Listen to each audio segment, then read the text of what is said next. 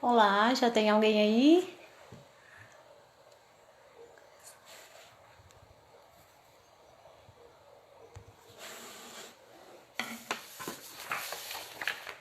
Ei, minha irmã. Tô aqui meio perdida ainda, entendendo como é que funciona a live no Instagram, que é a primeira vez que eu tô fazendo. O som tá bom? Tá dando eco? Como é que tá?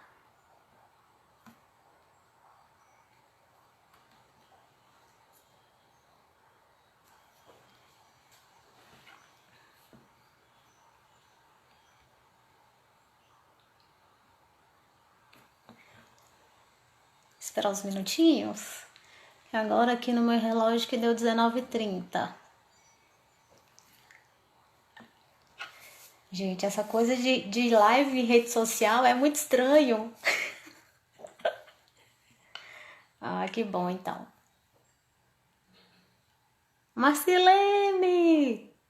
Que saudade de vocês! Vamos dar uns minutinhos aí pro pessoal ir entrando.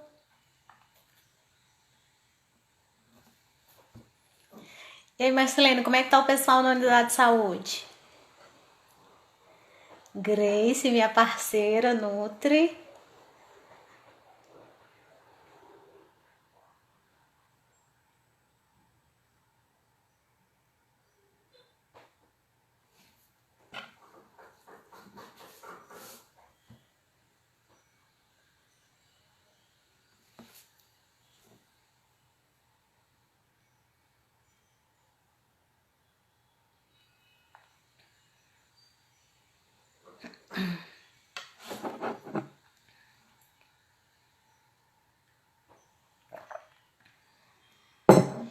Ei, Paula, minha outra colega Nutri.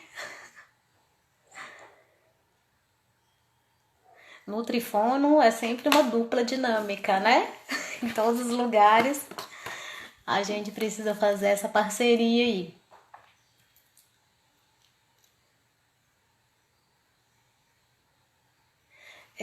O objetivo dessa live, gente, é falar um pouquinho, né, de novo das questões da disfagia, tá esclarecendo dúvida, né, e alguns pontos que eu não falei na outra live, porque assim, é muito tenso essa coisa de rede social.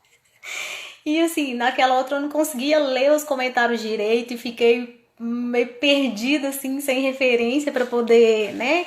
Eu não conseguia ler os comentários, então eu não sabia se as pessoas estavam entendendo ou não estavam. E aí eu fiz uma reorganização, assim, de alguns pontos que na outra live, né, eu não abordei, que passaram um pouco aí, né, na tensão, ficaram para trás.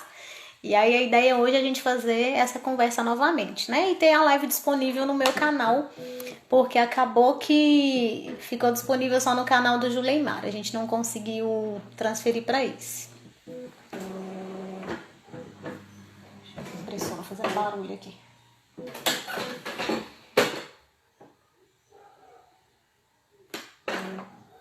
Acho que a gente já pode começar, né?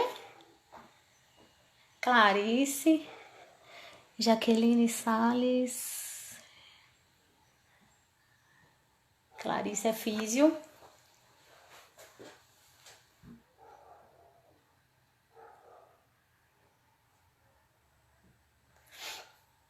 Eu vou me apresentando, né, pra gente ter esse registro. Algumas pessoas, né, a maioria me conhece, que tá aqui na live já presente. Eu sou Amanda, eu sou fonoaudióloga, me formei em 2006 pela UFMG. E apesar de hoje eu estar caminhando na rede privada também, né? Eu já fiz isso em outros momentos da minha vida. Esse ano eu retomei. Mas desde que eu me formei, trabalhar no SUS foi um projeto de vida, assim. Então, desde 2006, né? Fui aluna da Estela, né? E ela plantou a sementinha do SUS ali da saúde pública na gente. Então, desde sempre, o meu projeto foi trabalhar no SUS, né? E em alguns momentos, paralelo a isso, eu fiz intervenções e atuei na rede particular e estou retomando isso agora recentemente, né? A minha atuação não nasceu na disfagia, né? A disfagia surgiu num determinado momento da minha vida. eu comecei a trabalhar num município muito pequeno que chama Santo Antônio do Riabaixo, em 2008. Né? Era um município que não tinha nem 2.000 habitantes. E foi onde eu cresci, né? Foi onde eu me construí enquanto profissional da saúde. E a minha área de atuação era muito com criança, dificuldade de aprendizagem, leitura escrita, alterações na fala, crianças na faixa etária ali até 7, 8 anos de idade. Fiquei 3 anos com esse processo de trabalho, atuava com educação, com os professores, assim, apaixonada como sempre, né, pelo meu trabalho. E aí, num determinado momento, eu precisava voltar para Belo Horizonte, eu tinha esse desejo de voltar e continuar estudando. E o que me surgiu naquele momento que eu precisava voltar para BH foi uma residência em hospital em saúde do idoso. E aí, assim, hospital, eu sempre corri, né? Nunca foi uma atuação que eu tive interesse, assim, durante a minha formação. Mas eu coloquei aquilo e idoso não era a minha prática clínica, assim. Eu ia mudar completamente, eu ia sair de uma intervenção na atenção básica, né, com as equipes de saúde da família, com a fono escolar, e entrar para dentro de hospital e para trabalhar com idoso, né, um público completamente diferente. Mas aí eu coloquei aquilo como, né, um desafio na minha vida mesmo e topei. Quando eu vim, né, para BH, eu comecei a fazer residência em saúde do idoso, né, no Hospital das Clínicas da UFMG, que foi onde eu conheci o Juleimar, que a gente fez a live mês passado, fisioterapeuta. E nesse período, né, eu retomei, eu me reencontrei com a Eliene, que era uma colega da faculdade, que trabalha muito, assim, com disfagia até hoje, assim, é uma parceira que eu aprendi muito com ela, e ela que me despertou muito esse gosto, assim, esse desafio pela disfagia e me incentivou a andar nesse caminho, né? E aí eu comecei a caminhar na disfagia, apanhei gosto pela coisa e assim foi, né? Fiquei um tempo aí na residência, depois fui para a Prefeitura de Belo Horizonte, trabalhando no NASF, de novo na atenção básica, né? Hoje eu não estou mais na Prefeitura de BH, eu estou na Prefeitura de Nova Lima, também no NASF, e a nossa atuação, né, hoje, na equipe de saúde da família, eu percebo que, assim, o quanto foi importante a minha aprendizagem dentro do hospital, né, a minha vivência ali naquele núcleo, né, de alta complexidade, de trabalhar no CTI, com traqueostomizado, com sonda, né, com um nível de atenção bem mais complexo, né, que exige um processo de trabalho completamente diferente do que a gente tem na atenção básica, mas que foi essencial para a minha formação, né, enquanto profissional da saúde. Apesar de hoje eu não estar no hospital, muito do meu conhecimento que eu tenho, ele veio desse meu momento na rede hospitalar, né? Então, vamos falar um pouquinho. Muito pessoal entrando aí, Lilian. Vamos retomar? Eu vou retomar algumas coisas, gente, só para poder dar uma contextualizada, tá? Então vamos pensar um pouquinho. Depois daquele encontro nosso, vocês conseguiram observar um pouco mais a questão da deglutição, né? Como que a gente engole, como que ele se processa, a mastigação dos alimentos, né? Porque às vezes é muito automático, né? Então quando a gente engole, a gente tem a apneia, né? Então quais são os movimentos que a gente faz? A gente tem uma série de músculos aí que precisam, né, se organizar de forma sincronizada para que a gente consiga engolir de uma forma segura, tá? Eu fiz o roteirinho no computador aqui pra gente não se perder. Então, qual que é a primeira fase, né? Quando a gente vai engolir? A gente tem a fase que é antes de eu colocar esse alimento na boca, né? Então, quando eu observo aquele alimento, eu identifico ele como comida ou não, se eu gosto ou não, né? Se é um alimento que eu olho e falo, nossa, que delícia, né? Já começa a salivação, né? A esse desejo por poder, né, comer aquele alimento. Então a gente está nessa fase inicial, né? Então eu pego aquele alimento, coloco na boca, eu posso fazer a incisão, né, a trituração desse alimento, pulverizando já ele ali no meio da saliva e já começando o processo de digestão. Né? Então os alimentos eles já começam a ser digeridos na boca com as enzimas que a gente tem na saliva. Uma vez esse alimento mastigado, ele é organizado no centro da língua e ele é empurrado para a região da faringe. Né? Então a língua faz um movimento ondulatório e faz a ejeção desse alimento, como se fosse um mecanismo de bomba mesmo, projetor ali desse alimento para a região da faringe, né? Quando esse alimento chega na faringe, o que é que precisa acontecer, né, para que ele termine de chegar de uma forma segura? Eu preciso ter o fechamento do palato mole, vocês lembram que eu expliquei? Que é ali a úvula, né, a campainha. Por que esse palato mole tem que fechar quando eu engulo? Porque senão esse alimento ele sobe para a cavidade nasal, né? Tanto o alimento sólido, né, ou o líquido. Então eu preciso ter um adequado fechamento do meu véu palatino. Eu preciso que os constritores da faringe, quem são esses constritores? É a musculatura que tá ali, né? Quando eu abro a boca bem grande e eu olho atrás da minha úvula, né? Atrás da campainha, eu tenho uma musculatura vermelhinha. Então aquela constrição, né? Daqueles músculos para poder empurrar esse alimento para baixo. Eu tenho o abaixamento da epiglote. Tem um videozinho no Instagram que mostra o movimento durante a deglutição. Depois vocês dão uma olhada. Então, a epiglote desce, né? A traqueia, ela eleva, né? Com a laringe. A epiglote fecha. As pregas vocais que estão ali também vão se fechar, né? Para ter a proteção da via aérea. Por que a epiglote desce? A laringe tem que elevar e a prega vocal precisa fechar, né? Porque dali para baixo não pode passar alimento. Se o alimento passar, né, em direção à traqueia, ele vai para o pulmão, que é o que a gente chama de aspiração, né?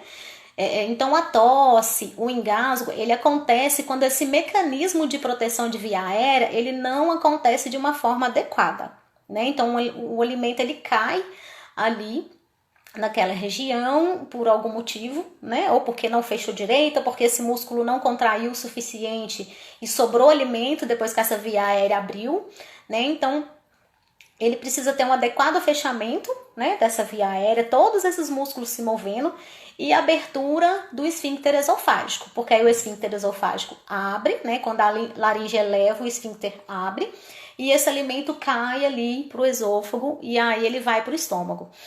Eu gosto de falar com as mãos, né, gente, para poder explicar o movimento. E o difícil na live é que você não vê a pessoa se ela tá entendendo. Mas assim, se ficar alguma dúvida, vocês perguntam aí que eu tô conseguindo acompanhar os comentários, tá? Então, uma vez que esse alimento ele cai no esôfago, a gente não tem mais controle sobre ele, né? Então, a disfagia, ela vai acontecer quando eu tenho alguma alteração nesses mecanismos, né? Aí, o que é mais delicado da gente trabalhar é quando essa via aérea ela não fecha, né? Então, assim, eu preciso treinar primeiro que esse paciente consiga tossir, porque ele tem que dar conta de limpar, né? Só que eu não posso deixar também várias vezes aquele alimento ficar caindo, né? Então, assim, eu sempre, mesmo que o paciente tussa, né? Ele tá sujando aquele pulmão, ele tá deixando cair alimento, um pouquinho de água. E isso é um risco importante que a gente tem, né? E muitas vezes o paciente ele só é encaminhado, né, para avaliação da fono quando ele já está nessa fase de dificuldade para se alimentar. Só que a disfagia, né, essas dificuldades na alimentação, ela não acontece somente com o engasgo, né? Existem outras alterações no processo de mastigação, de deglutição, que também são consideradas como um processo, um sintoma de disfagia, né? Não é só a presença de engasgo ou tosse. Então, qualquer dificuldade que esse idoso, né, ou o paciente mais jovem tenha para se hidratar, para se nutrir de forma adequada, a gente já considera disfagia, né? Não é só a presença de aspiração com tosse e engasgo. Até porque a gente tem casos de aspiração silente. O que é aspiração silente? É quando cai o alimento em via aérea, que é, né, o tubo que a gente tem aqui da traqueia, e o paciente não tem reflexo de tosse, ele não tem reflexo de proteção. Então ele não tosse, ele não faz pigarro para poder tirar aquele alimento ali de dentro e limpar, né? Outros sinais que a gente pode perceber do paciente com dificuldade de alimentar, né, ele está relacionado ao tempo prolongado de alimentação, né? Então uma refeição que o paciente faria em 20 minutos, ele começa a demorar ali meia hora, 40 minutos para comer a mesma quantidade, ou ele desiste, né, antes de comer o restante. Ele come a metade, ele gasta ali 15 minutos para poder 20 minutos para comer e depois ele desiste de se alimentar, né, do resto dos alimentos. Por quê? Cansa a musculatura, é um esforço muito grande que ele precisa fazer para coordenar. Colocar o alimento na boca, mastigar, engolir, ter a apneia durante a deglutição, ter certeza que já desceram todos os resíduos e depois voltar a respirar, né? Não é um ato tão simples. Então o paciente ele tem uma tendência a se cansar. Ou então, evita determinadas consistências, então é o paciente que às vezes começa a evitar comer salada seca, né? Tipo salada de cenoura ralada com alface picada, ou evita comer couve, farofa, arroz muito soltinho, ou começa a não conseguir comer a carne, né? Mastiga e tira o pedaço da carne. Né? Então, isso já são sinais de que algo de estranho tem naquela, né, mastigação e deglutição e precisa ser investigado. Pigarros frequentes, que é tem que ficar limpando a garganta ali o tempo todo. A voz molhada, que é uma voz como se estivesse borbulhando, né? Nos casos mais graves, a gente tem mudança do padrão respiratório mesmo. Você percebe que o paciente começa a ficar cansado com a respiração, né, meio ofegante. Perda de peso ou desidratação sem motivo aparente, né? Isso é quando o paciente já vem um tempo ali caminhando com essa restrição de alimentação, né? Alimentando cada vez menos e começa a perder peso, né? Isso no idoso tem um impacto muito importante, né? Nessa perda aí, porque vai trazer uma perda de força muscular, né? Mesmo, força de musculatura. Então, o idoso às vezes aumenta até o risco de queda em função disso, tá? Então, os sintomas, vamos entrar agora nos tipos de disfagia, tá? Tranquilo, gente, até aqui? Ah, tá, uma pergunta da Lília. O engasgo é sempre porque o alimento foi para as vias aéreas? Sim, em qualquer pessoa, né?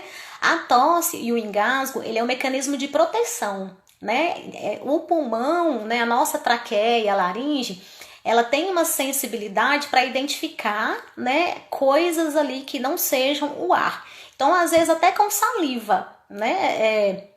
Se entra um pouquinho de saliva ali, acontece às vezes quando a gente tá meio dormindo, assim, meio sonolento, né? Isso pode acontecer, né? Então, qualquer pessoa, em qualquer fase da vida, se entrou alguma coisa ali em via aérea, que seja saliva, um farelinho de alguma coisa, o mecanismo de proteção é tossir e esse paciente engasga. Então, qualquer coisa em via aérea vai ter a tosse e o engasgo, sim.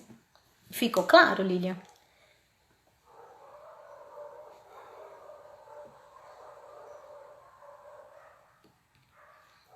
Tá tranquilo?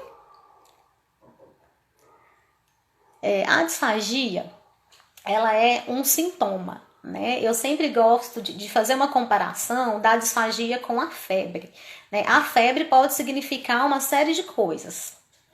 E a disfagia da mesma forma, né? Então, posso ter uma disfagia por uma incoordenação nesse movimento da cavidade oral, eu posso ter uma disfagia por uma prótese mal adaptada, né? Ou por uma sensibilidade na boca ali que não tá 100%. Eu posso ter uma disfagia porque o fechamento do meu palato mole não tá adequado e toda vez que eu tomo líquido, esse líquido ele escapa, né, pro nariz. Então, são algumas causas mecânicas que são dos movimentos ali da musculatura. As causas sensoriais, né, que são esses reflexos que às vezes o paciente não tem. Então, ele tem um reflexo de tosse reduzido, essa sensibilidade ali na hora de eu deglutir o alimento, ele pode interferir nesse controle, né, muscular. Ei, Tânia! E as questões cognitivas, né? Que é a organização mesmo de percepção do alimento, né? Acontece muito com os pacientes nos quadros demenciais, da mesma forma que eles vão perdendo outras habilidades, né? Vão perdendo a questão das tarefas da vida diária, começa a perder aquela habilidade de fazer um café, de organizar alguma tarefa na casa. E isso vai evoluindo até que tenha também algumas dificuldades nessa organização da deglutição, do movimento da língua, da proteção de via aérea, né, que está muito junto com o contexto global desse paciente. E quais mudanças, né, que a gente pode perceber aí nessa disfagia? Então, vamos dividir lá nas fases para ficar mais didático para poder entender. Na fase antecipatória, que é aquela que eu olho para o alimento, eu tenho vontade de comer ou não, né? Ela está muito relacionada a essa questão da sociabilidade, se é um alimento que eu gosto, porque na nossa cultura, o alimentar, né, o comer, ele é muito social. Sempre que você vai na casa de alguém, toma um cafezinho, né? Sempre alguém vai oferecer. Né? Então, o paciente que ele já vem apresentando algumas dificuldades para poder se alimentar, muitas vezes ele começa a evitar de comer na frente de outras pessoas, de aceitar um convite, né? Quando vai visitar alguém, aceitar de comer, ou evita ir para restaurantes com a família, ou fazer almoços, né? Com muitas pessoas juntas. Então, isso pode ser um sinal de alerta para a gente poder ficar atento, tá? A fase preparatória oral, que aí entra a mastigação, né? Então a gente tem lá, ele não tá conseguindo mastigar esse alimento direito. Então, ou ele engole inteiro e tem muita dificuldade, pode acontecer, né? Um risco de ter um engasgo, ou ele mastiga e tira esse alimento, porque ele não consegue mastigar o suficiente, né? As próteses mal adaptadas, então assim, isso é muito comum no idoso, por quê?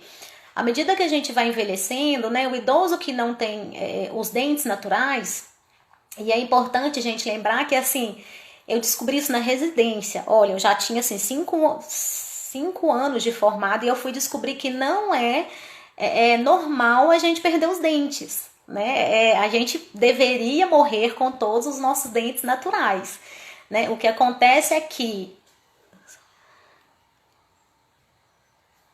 o idoso, enquanto está mastigando, não consegue respirar muito bem. Olha, isso já é um sinal de que tem alguma coisa errada, porque o ideal é que a gente consiga mastigar, respirar e engolir de forma coordenada, né?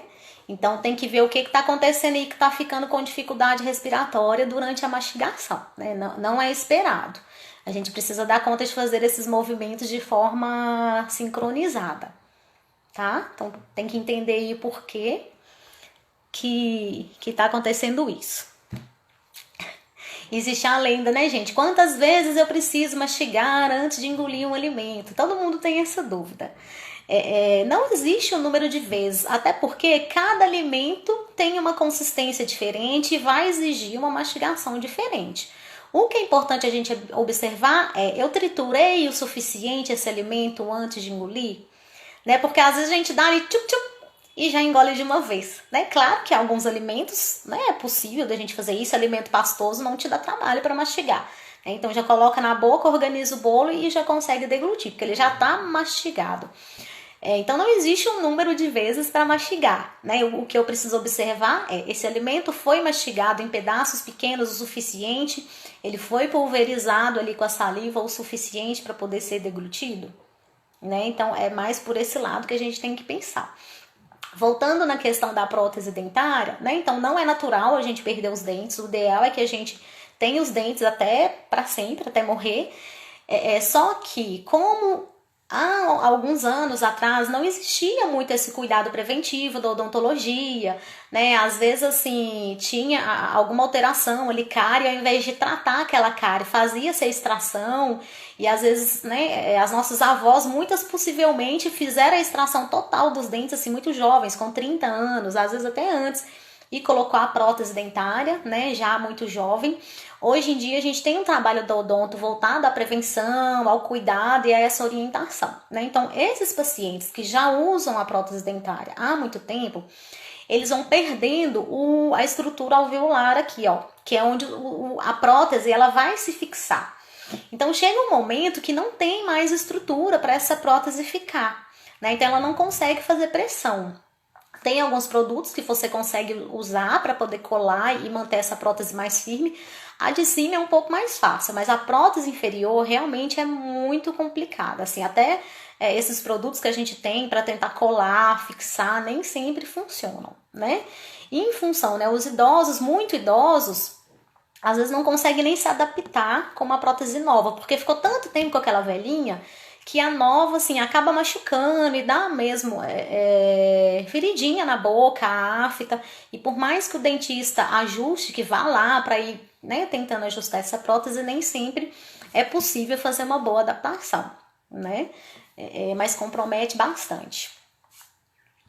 a distração, né? Então, os pacientes com um quadro cognitivo comprometido, isso é muito comum. Então, é aquele paciente que está alimentando, se alguém fala ali do lado, ele já olha e já dispersa e, né, e se perde ali que está comendo, né? Ou então, um ambiente ruidoso deixa esse paciente disperso. Né? Essa distração às vezes é muito comum. A ansiedade, né? A gente que trabalha, né? Que tem uma rotina mais ativa, não mastiga, né? Porque come mexendo no celular, come resolvendo não sei o que, faz 1 milhão de coisas, né? Ao mesmo tempo em que está comendo. E a gente pode ter até complicações do processo digestivo em função dessa mastigação inadequada, porque na verdade você nem presta atenção naquilo, né? Você está comendo, você está mastigando o suficiente. Então é bastante importante a gente estar atento. A fase faríngea, né, que é esse ato motor decisivo para a proteção de via aérea, né, que é quando sobe a laringe, fecha a epiglote, fecha a prega vocal, né? Então essa proteção de via aérea, ela é muito importante que ela aconteça, né?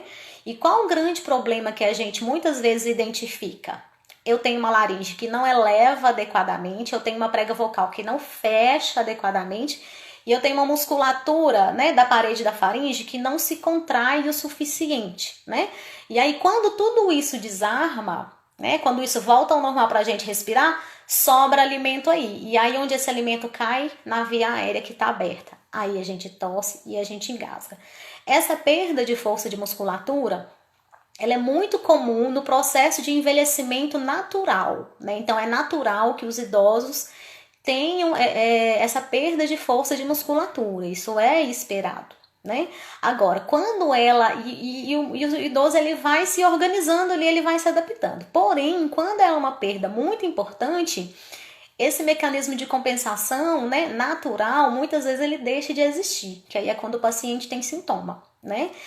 A sarcopenia, eu até combinei com o Juliemar da gente fazer uma live específica sobre esse tema. A gente já tem visto vários sintomas, vários estudos que relacionam a sarcopenia, que é a perda de força, né, da musculatura corporal, a perda de massa corporal, relacionado com a disfagia, né, que são as dificuldades de deglutição. Então a gente tem um caminho aí, né? Possivelmente aquele idoso que já tem um risco de queda, que a gente já percebe que ele tem perda de força, né, no corpo como um todo, ele é um idoso com perfil para disfagia. Ele tem grandes chances de também ter dificuldade nessa musculatura da deglutição, porque é o mesmo músculo, né? É uma musculatura estriada. Então a única diferença é que aqui os músculos são mais curtos, não é um músculo longo igual no braço. Não é um músculo longo como na perna, mas é uma musculatura que também perdeu força como no restante do corpo, tá? E a fase esofágica, né? Que é depois que o esfíncter do esôfago abre e esse alimento cai e esse esôfago começa a se contrair até esse alimento ir pro estômago, tá? E aí a gente não tem mais controle sobre isso, né? Então as disfagias, as dificuldades de deglutição que estão relacionadas ao esôfago, a gente precisa identificar outros fatores, porque não tem um exercício, né, que a gente consiga melhorar essa motilidade do esôfago. Se o músculo do esôfago pode ficar contraído, olha, tem alguns casos de queixa, né? Alguns pacientes eles têm queixa de alimento parado, né? Então, assim, esse alimento parado, ele pode estar relacionado a uma mastigação inadequada, que o alimento, porque imagina, o esôfago é pequenininho assim, né? Na verdade, o esôfago ele vai abrir quando entra o alimento, ele fica lá um músculo fechado. Se eu coloco um alimento muito grande para poder passar, né, ele vai ter dificuldade, tá? Essa musculatura vai ter que ter mais força para poder contrair e descer esse alimento. Né? Então essa dificuldade, essa sensação de dor, às vezes ela pode estar relacionada a uma mastigação que não foi adequada e esse alimento desceu maior do que deveria, né? Ou pode estar relacionada a sintomas ansiosos, né? Que é a tensão de musculatura mesmo, né? como eu trabalho no SUS e a gente recebe todas, né, as mais variadas queixas, não é raro a gente ter pacientes com queixa de alimento parado, né, de desconforto na hora da alimentação, em função de um quadro ansioso, né? E geralmente nos quadros ansiosos a mastigação também ela não é uma mastigação de boa qualidade, come rápido, né, não mastiga direito, engole meio que tudo inteiro. Ou então, come sempre correndo, né? Eu já tive uns casos assim que quando eu fui entender um pouco como que funcionava, a pessoa não sentava para comer, assim, ela comia ajeitando as coisas das crianças na casa e com o prato na mão, então assim, vamos ter paz pelo menos para comer, sentar, mastigar, né? Porque é importante, a digestão dos alimentos começa na boca. Então, para tudo funcionar direitinho, esse esôfago dá conta de descer, né, com o alimento de uma forma confortável, precisa de ter uma boa mastigação também. Agora, se mesmo com uma mastigação adequada, né, sem outros fatores associados, aí precisa de uma investigação clínica mesmo do médico, né? Dependendo do caso, o médico vai solicitar um exame de imagem para ver o que está acontecendo ali nesse esôfago, né? Se tem alguma alteração, né? Efeito colateral de medicação pode interferir nessa questão da motilidade esofágica, tá? Eu coloquei aqui algumas patologias que são mais comuns a gente ter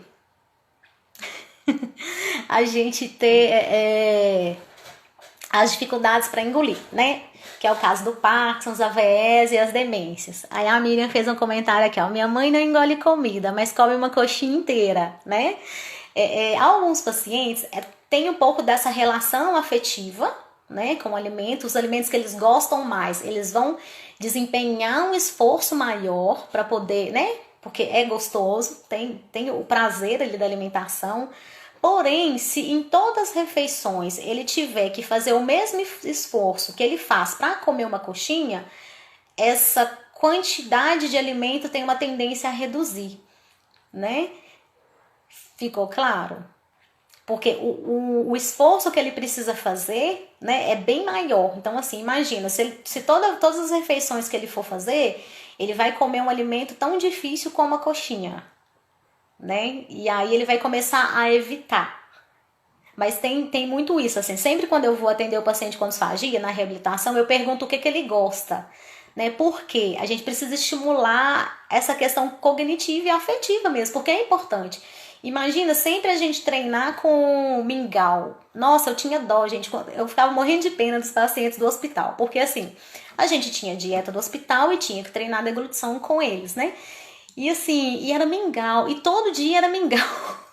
Então assim, era difícil a gente conseguir uma variedade no hospital porque a dieta realmente é restrita, né? Mas quando a gente tá em casa, né, fazendo atendimento domiciliar ou na unidade de saúde, a gente pede o alimento, primeiro, que é difícil, porque eu tenho que entender o que aquele paciente não dá conta, e o que ele gosta, né? Então eu vou fazer o treino com aquilo que ele gosta para estimular essa memória afetiva do alimento, que é um input a mais que a gente tem durante os treinos, tá? Os exames. Todo mundo sempre fica curioso com relação aos exames, né? Mas será que não precisa da gente fazer um exame para ver como é que tá essa questão da deglutição? Existem alguns exames, né, que a gente faz para poder enxergar como que esse paciente está engolindo, né, e identificar qual a dificuldade.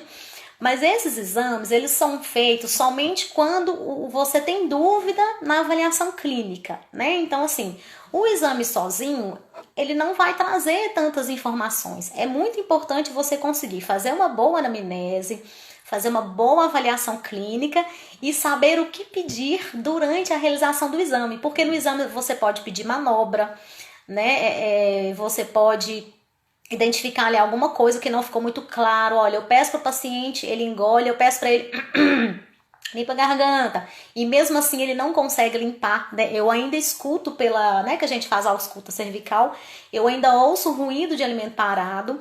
Então, assim, o exame, ele é complementar, né? Ele muitas vezes, ele ele é muito pouco aproveitado quando a gente não faz esse exame com uma boa avaliação clínica, né? Os riscos, benefícios dos exames. O que acontece? A gente tem o exame que é a videofibrolaringoscopia, que é aquele exame que o otorrino faz de filmagem das pregas vocais. Então a gente consegue fazer ele com alimento, eu coloro esse alimento de azul, né, e coloco e filmo ele fazer essa ingestão do alimento. É um exame mais simples e mais fácil de ser realizado. A maioria dos pacientes conseguem fazer esse exame. E a videofluoroscopia é um raio-x dinâmico em que precisa colocar contraste nesse alimento. Então eu vou filmar esse paciente comer, né, com um alimento com contraste, que hoje a maioria das vezes utiliza o bário. Porém, nem todo paciente pode fazer esse exame. Por quê? Se ele é um paciente que eu tenho certeza que aspira, ele vai aspirar o contraste. Então, isso já contraindica ele fazer a realização desse exame. E se eu tenho certeza que ele aspira, né, eu preciso primeiro trabalhar clinicamente, né, para melhorar, e até mesmo se for extremamente necessário fazer o exame, eu tenho que deixar ele em condições clínicas seguras para poder fazer aquele exame, né? Então tem esses dois exames aí que a gente consegue, né, avaliar o paciente com disfagia, mas eles sozinhos, sem uma boa avaliação clínica, não vão ter tanto, né, não vão conseguir atingir tudo que a gente precisa. Já são 8h10, eu vou falar um pouquinho. Os cuidados básicos para alimentação segura, eu já fiz algumas orientações no Instagram, depois vocês dão uma olhadinha lá, porque eu quero mostrar como que o uso do espessante. Então, quando a gente tá claro até aqui, gente? Quando a gente, né, vai acompanhar o paciente com dificuldade de deglutição, muitas vezes a gente precisa adaptar a consistência alimentar. Então, por exemplo, é um paciente que está engasgando com líquido, ou é um paciente que não consegue comer sólido, né? Se ele engasga com líquido, eu preciso entender, será que eu preciso de usar o espessante ou não? O grau de dificuldade dele para engolir o líquido me permite trabalhar com ele um tempo? Por quê? Precisa ser seguro, porque senão eu tenho que entrar com o espessante, né? A questão da consistência alimentar. Então, a gente tem a dieta livre, que é a comida normal, né, que a gente come. Depois a gente entra para a dieta branda, né, que é aquele alimento macinho e fácil de mastigar, que não vai demandar tanta coordenação, tanta força, né, de musculatura oral. Eu tenho um alimento pastoso, heterogêneo, que é tudo aquilo que eu consigo amassar. Então, assim, a banana amassada, o mamão amassado, o arroz bem empapado e amassado, o legume amassado. Então, tudo que eu conseguir amassar, né? O pastoso homogêneo, que é um formato, né, de uma consistência de pudim, mas sem pedacinhos, né? Então, ele tem que ser liso ali. Eu tenho o pastoso mais firme, que é tipo pudim. Eu tenho um pastoso que não é tão firme, que é aquele meio molenga, purê de batata, né? Então eu vou adaptando essa consistência alimentar de forma que esse meu paciente ele consiga engolir o suficiente para ficar nutrido, né? Porque não adianta mas ele consegue comer sólido, mas ele precisa comer uma quantidade dessa, ele come só isso, né? Então isso não é o suficiente, ele tem que dar conta. Então eu preparei aqui, deixa eu chegar mais pra cá, uns espessantes, né, pra mostrar como que funciona para líquido. Então eu fiz aqui café, tem as mesmas quantidades de café em cada copo. Esse copo aqui é um pouquinho menor, mas ele é mais gordinho. Então eu medi para ter a mesma quantidade.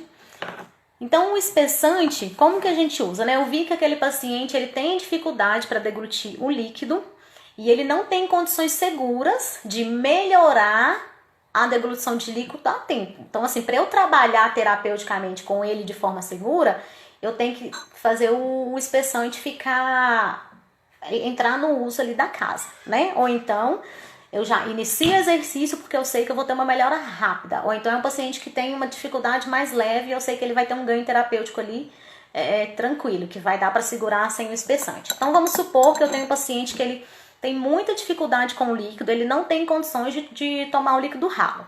Então aqui é café, tá, gente? Então aqui, ó, o café tá bem ralinho, né? Eu vou pegar o espessante. Então, quanto mais... O que é o espessante? É um pozinho, né, que a gente tem. Esse aqui é um pozinho branco.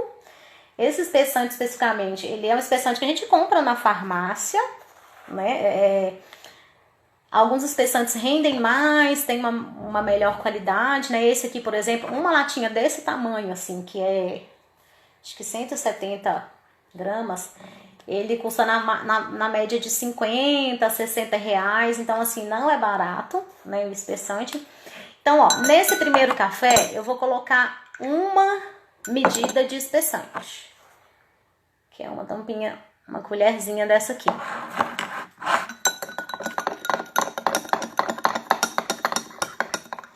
E aí ele vai deixar esse líquido mais grosso, né? Porque o alimento pastoso e mais grosso, ele é mais fácil de ter um controle oral. Deixa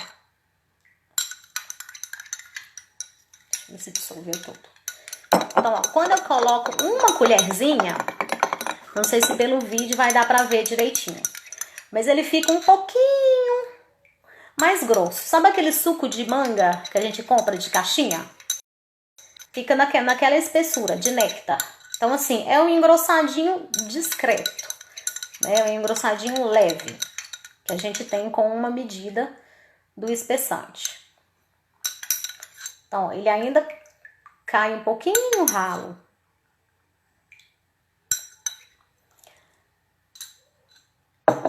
Agora, nesse outro café, eu vou colocar, no outro copo, eu vou colocar 2 medidas do espessante.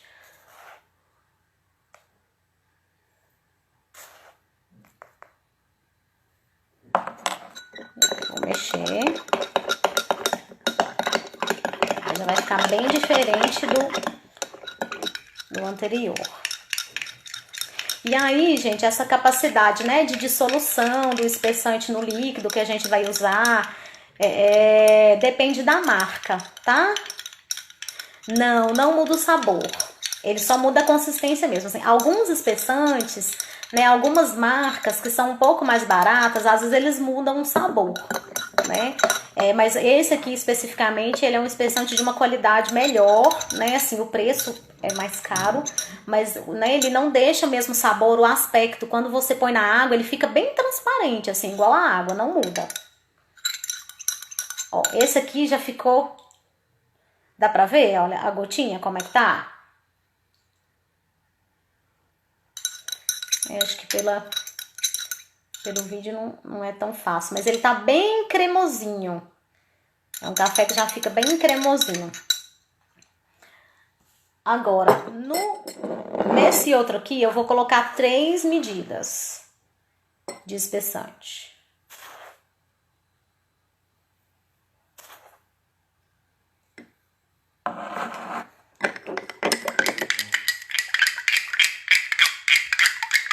Ótimo.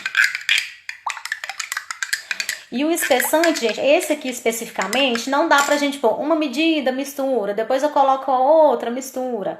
A gente coloca as 3 e mistura junto, porque senão ele dá umas pelotinhas assim.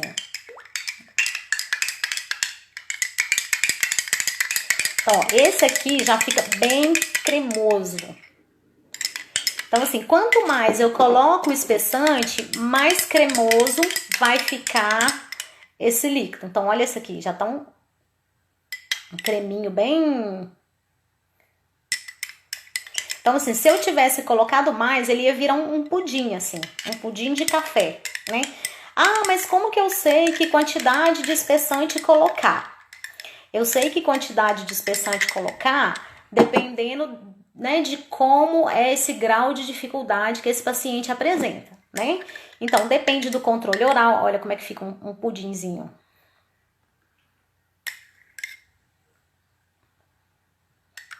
Esse aqui tá um pouco mais que o mel. Ele tá um pouco mais consistente que o mel. O mel tá mais pra esse, ó.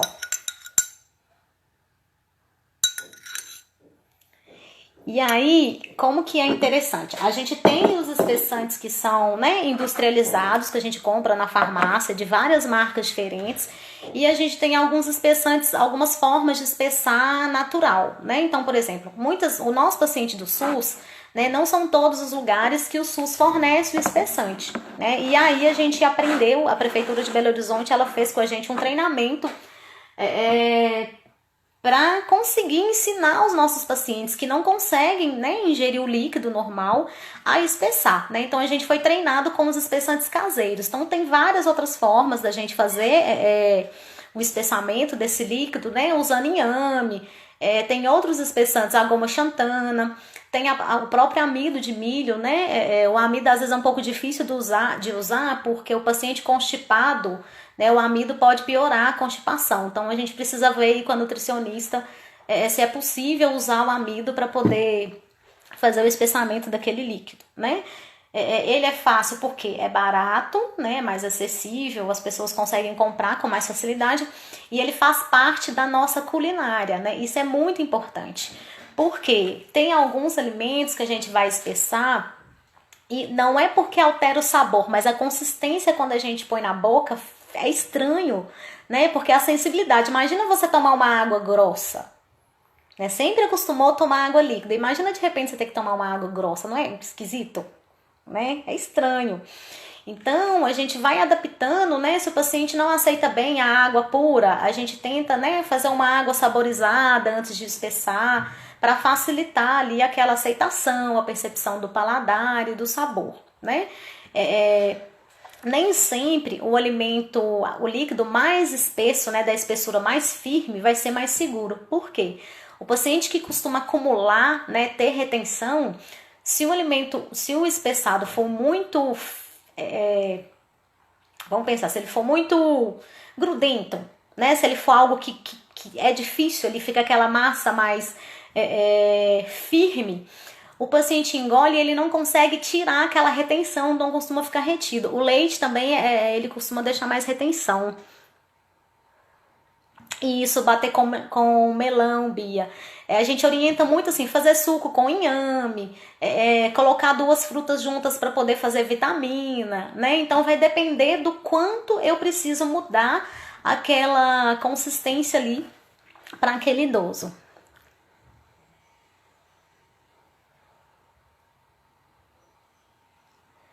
Tenho a impressão de que minha mãe tem medo de engolir. Ainda sobre esôfago contraído. Ela segura a garganta como se estivesse apertada. Pode a garganta ficar apertada em idoso? Tá, aí da gelatina incolor. Então, alguns pacientes a gente treina ele para fazer deglutição dura. O que é deglutição dura? É uma deglutição com esforço, para que ele contraia aquela musculatura com mais força. Então eu sempre dou o comando, engole forte, aperta a garganta. Então, possivelmente, ela pode estar automatizando alguma manobra, né? Porque o paciente que tem uma certa percepção da dificuldade de engolir, ele vai ter alguns mecanismos, né? Então, inconscientemente, ele também vai fazer um esforço maior na hora de engolir. E pode ser um mecanismo de treino que está acontecendo com ela, né? De dar o comando. Quando você vai treinar o paciente com disfagia, a gente faz isso o tempo todo. Engole a saliva, engole forte, ó. Com máscara é mais difícil, né? Mas eu tento fazer a expressão no olhar, porque eu tô, né, ele sem ver minha boca. Mas eu sempre peço, engole forte, ó. Porque é essa a intenção. Quando eu peço engole forte, ela vai engolir com mais força, né? E vai dar uma exigência maior para aquela musculatura ali. A gelatina. Então, a gelatina, quando a gente coloca na boca, rapidinho ela vira líquido, né? Então, nem sempre a gelatina vai funcionar, tá? Não são todos os pacientes que conseguem adaptar com a gelatina, não. Porque a gente, né, vê a gelatina, ela tá toda durinha, mas quando a gente coloca na boca, ela dissolve rápido. Sorvete dissolve rápido, né? A gente olha, ele tá pastosinho, mas coloquei na boca, virou líquido, né? E lembrando um pouquinho do que a gente falou na live passada, né? A gente tem um pouco um conceito de que engolir o líquido é mais fácil, e não necessariamente, né? O controle oral ali do líquido, o líquido esparrama com muita facilidade. Então, às vezes, os idosos começam a ter dificuldade para engolir medicação. Por quê? É a água na boca e um comprimido ali, né? Ou vários comprimidos, né? É muito comum, a gente chega, né, na casa do paciente e às vezes está na hora da medicação, eu sempre peço, dá ele a medicação para eu ver. E aí é muito comum, coloca 3, 4 comprimidos na mão do idoso, aí a gente respira fundo, né? Olhando ali, porque eu preciso ver se ele dá conta. Se eu falar, não, eu não sei como é que ele vai desempenhar. Então né, vamos ver como é que vai ser. O paciente, às vezes ele não consegue engolir tudo, às vezes ele engasga, por quê? É um monte de comprimido ali na cavidade oral e esse líquido na hora de engolir, certo? Então, ó, dos espessantes, da adaptação de consistência, do processo de reabilitação, né, da fono. Quando a gente vai atender o paciente, né, com dificuldade de deglutição, é muito importante a gente lembrar que a gente não está atendendo uma boca que engole, né?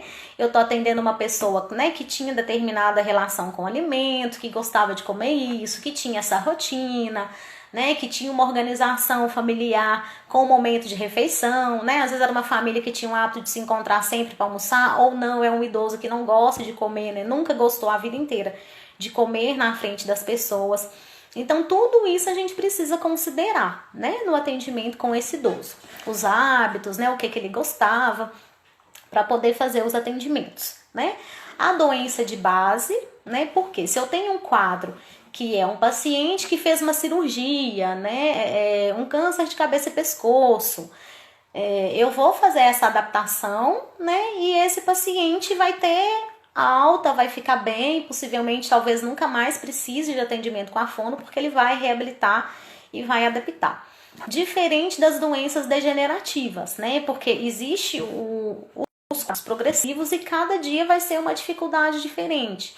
Então, esse acompanhamento, ele tende a ser mais longo porque cada vez vai mudar, né? Então, o paciente, assim, ele melhora, ele pode passar um período estável e depois ter uma piora de novo, né? Então, tudo isso a gente precisa considerar no processo terapêutico. Então, a gente vai trabalhar força de musculatura, né? De faringe, de língua, de bochecha, de lábio, todas as musculaturas, de elevação de laringe, força de tosse, né? Sensorial, a sensibilidade ali da cavidade oral, a sensação de paladar, o olfato, que é muito importante, né, na alimentação. A gente é muito guiado, a gente é mais guiado pelo olfato, né, do que pelo paladar em si, né? O olfato, ele interfere muito nessa dinâmica do sabor dos alimentos e né, nesse processo no contexto da deglutição como um todo. O treino funcional, que é eu faço exercício e eu coloco o paciente para comer, né? Então eu vou alternando, eu preciso conectar o treino do músculo com a função, né? E fazer essa coordenação. E com as habilidades cognitivas, né? Porque engolir é cognitivo, eu preciso pensar naquele momento ali, né? Os pacientes que têm um déficit cognitivo, eu tenho que trazer essa deglutição, né? Essa habilidade cognitiva de percepção sensorial de uma outra forma que não apenas da deglutição, para eu conseguir fazer outros caminhos ali para ele reabilitar, né? Fisioterapia e nutrição. É muito importante essa parceria, né? Porque a fisioterapia, principalmente nos pacientes traqueostomizados, que tem uma questão respiratória mais delicada, né? A fono faz algo, né, que ela precisa entender da parte respiratória? Sim. Né? A fono trabalha algumas questões respiratórias? Sim. Porém, nem sempre apenas a atuação da fono é necessária. A gente precisa do fisioterapeuta ali para trabalhar junto, trabalhar a via aérea, né? Isso é muito comum nos pacientes com tráqueo, né? No hospital a gente necessariamente quase sempre tem o fisioterapeuta ali do lado. E o nutricionista. Por que o nutricionista é importante? Faz parte da disfagia uma perda nutricional, né, desses pacientes, porque essa deglutição ficou alterada, então o paciente ele muda o seu padrão alimentar, né? Então ele começa a evitar determinados alimentos e isso traz algumas alterações na questão da nutrição mesmo desse paciente. Então a gente precisa, né, estar sempre ali amparado com o nutricionista para estar discutindo o caso e ver qual momento é indicado a gente entrar, até mesmo para esse idoso conseguir dar um ganho ali, uma resistência para as intervenções da fonoaudiologia, né? E a gente tem os casos de via alternativa. O que são as vias alternativas? Que são outras formas de fazer esse alimento chegar no estômago, né? Então a gente tem a gastrostomia, que já é direta, é um botãozinho, né, que coloca aqui, é um caminho que se faz curto e o alimento ele já é colocado diretamente no estômago, ou a sonda nasentérica, né, que a gente consegue ver. Então, o que é aquela mangueirinha que entra no nariz? É uma mangueirinha que eu vou injetar o alimento ali dentro e a ponta dessa mangueirinha vai estar dentro do estômago, né? Então, é uma outra forma de prover alimentação e nutrição desse paciente, hidratação de uma forma segura, né? Esses mecanismos eles podem ser temporários, né, ou podem durar aí mais tempo, ou não ter previsão de saída da via alternativa. E a gente já tem alguns estudos, né, que questionam um pouco se em todos os momentos é necessário e é indicada a via alternativa. Né? Porque em alguns casos a gente sabe, principalmente nos casos demenciais, a via alternativa nem sempre ela é a melhor opção. Né? Ela não vai impedir que esse idoso aspire, então a gente tem que pensar muito em qualidade de vida, né? Em como que é essa organização para poder fazer as alimentações, né? Então, e a equipe, né, entrar num consenso aí de é agora, não é, dá pra gente esperar mais um pouco, ou não, é um momento agora, mas a gente vai pensar aí num período curto e reavaliar essa manutenção, né? Então tudo a equipe aí tem que ter a parceria para essa tomada de decisão. Eu tô vendo aqui que o tempo tá acabando e o Instagram cai, né? Então você tem que salvar antes de 1 hora pra live ficar salva. Mais alguma pergunta, gente? Ou tá tudo ok? Espero que eu tenha conseguido abordar algumas questões que na outra live, né, passaram desapercebidas, porque é tenso essa coisa de rede social.